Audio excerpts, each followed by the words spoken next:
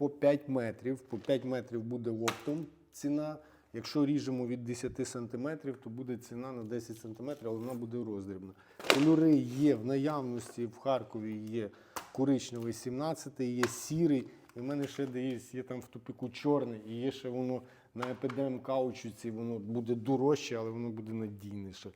От, від посічених покрівель, або якщо десь тріщинка у вас там, або ще щось, можна клеїти. Це алюміній, знизу у нас бутіл каучук, який прикатується, його вже потім не відірвеш нічим.